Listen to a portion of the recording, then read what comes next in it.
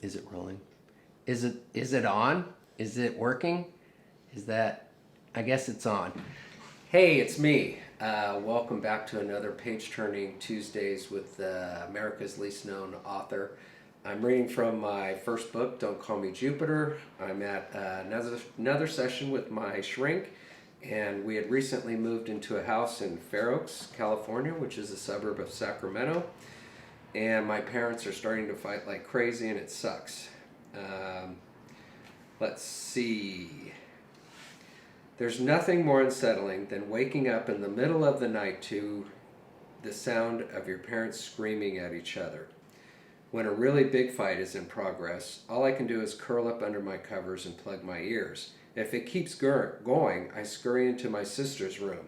No matter what they were fighting about, we always assume that somehow it's us, the kids, that are to blame. Excuse me. Does John want to leave us because we're too much to handle? Is Mom finally sticking up for us so that John will treat us better? Is she sticking up for herself? Are they fighting because we cost too much? Should I cut down on expenses? I feel like I'm being swept away in an avalanche when they fight. It's not just the yelling, it's the silence between that's actually worse. In the morning, we act like nothing happened. We get up, get dressed, eat our cereal, and catch the bus to school. But one night is the worst. We hear a glass or a plate shatter in the kitchen. We know it wasn't dropped, it was thrown. I race into my sister's room. We feel the whole house shake like John shoved our mother through a wall. Shelley leads the way as the four of us run to our mother's rescue. We find them in the dining room, locked in a stare down. Mom holds a dinner plate in her trembling hand. John looks like pure evil. His chest is heaving. We cling to our mother's side to protect her from the giant with our little bodies. She sets the plate on the table, kneels down, and takes us into her arms. Everyone except John is crying. If he comes any closer, I swear I'll sink my teeth into him. He looks down, turns, and leaves the room, crushing broken shards of porcelain under his feet. We fall deeper into our mother's arms. I'm spinning with adrenaline. My heart is racing. Hush, my sweeties. It's over now. It's all over. Everything's okay, she whispers soothingly. It sounds good, but I know things will never be the same. They can't go on like this. We can't go on like this. But it does go on, and it gets worse, and we become even better at denial.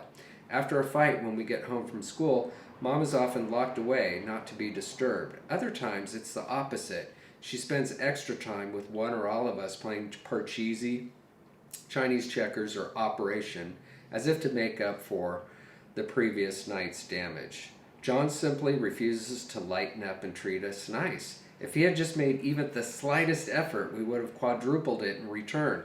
Unfortunately, he never lets it happen, even when the opportunity is right under his nose. I'm helping Mom in the kitchen with dinner when our cat, Tigger, jumps into the windowsill from outside. Mom is about to boil a pot of water for spaghetti. The electric burner is aglow. Tigger, for some reason, is drawn to the red-hot coil and jumps down from the sill to investigate. He gets close enough to the heat to curl his whiskers. Then he spins around, lifts his tail straight up into the air, and sprays the burner with his territorial male cat piss. My mother and I both witness this with our unbelieving eyes. The spray shoots out of his ass with considerable pressure and hisses loudly upon contact. There's only a trace of smoke, that the smell that follows is unbelievably noxious. Guinness Book of World Records noxious. Trigger leaps off the counter and runs away, leaving Mom and I in a catatonic state of shock, gasping for air.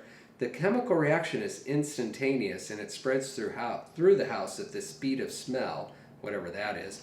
It reeks of burnt hair and ammonia. Mom quickly flips off the burner and turns on the hood fan, but the smell is advancing quickly. "Open the window," she yells. "Open all the windows and doors. I'll light some candles."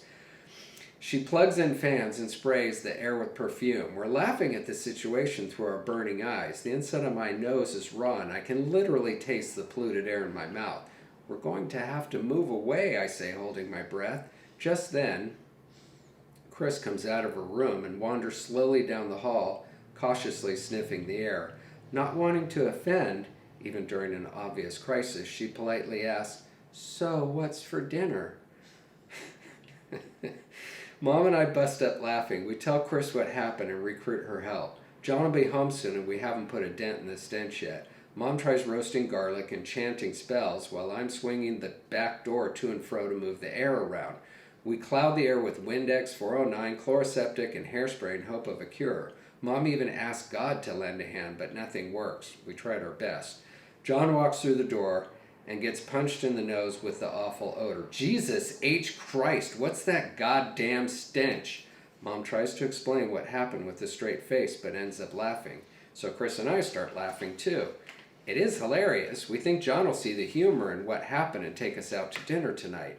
Nope, he's mad as hell. Why was the fucking cat on the counter in the first place? I want my food prepared properly. That means in a clean kitchen free of roaming animals. I need to take a shit, then let's sit down and eat.